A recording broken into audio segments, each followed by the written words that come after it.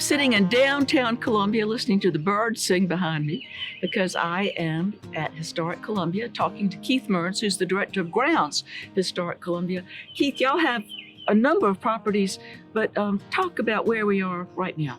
So right now we're at the Hampton Preston Mansion and Gardens, and this property is one of our 2 4-acre properties, a whole city block. And this particular garden is something we're trying to show from about 1840 to 1860. And the Hamptons were a very wealthy family, one of the wealthiest in the South, and they were plant collectors.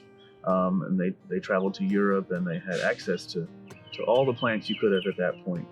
And so this garden is, we are trying to reflect that. And one of our sources for what we plant here is Pomeranian Nurseries catalogs. Uh-huh. And Pomeranian Nurseries was in existence from about the 1830s to the 1870s, just up in Newberry County.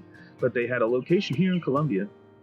So we use their catalogs as a base and a couple of visitor accounts to populate these gardens.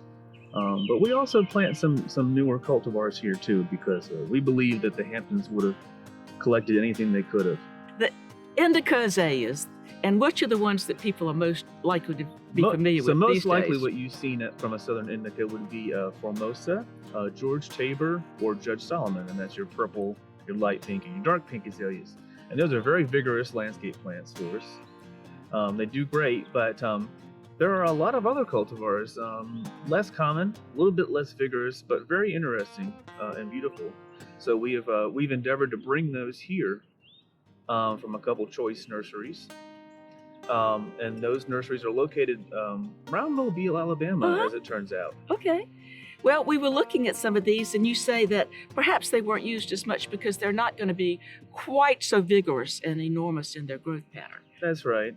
They're they can take a little bit longer to grow in the nurseries, so they tend to be a little bit more expensive. But they might be more applicable to some of our smaller landscapes. Is that what you're thinking? I believe they would. You really don't have to cut them as much, and you're not going to have to worry about them taking over any part of your yard as quickly.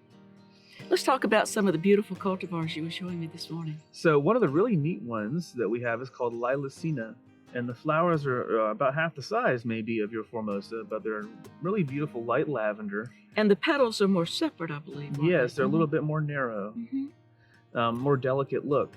And another one that's really interesting is called Mardi Gras, and it's sort of similar to the George Tabor, but there's more color in the petals, and it's a little bit deeper red right in the center. Ooh. And a more spreading plant. As you would expect, it's full of color if it's named for Mardi Gras. Yeah. And how about some of the others?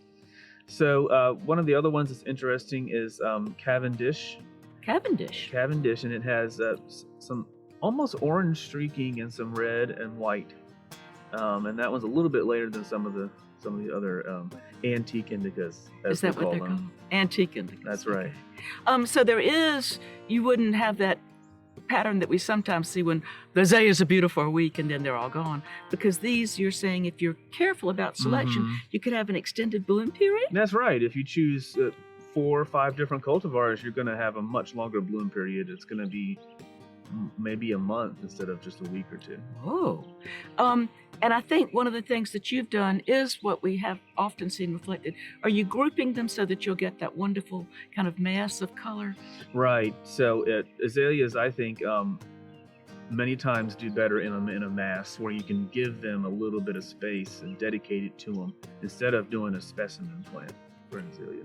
And also, you've got these under some trees, and I think azaleas like that.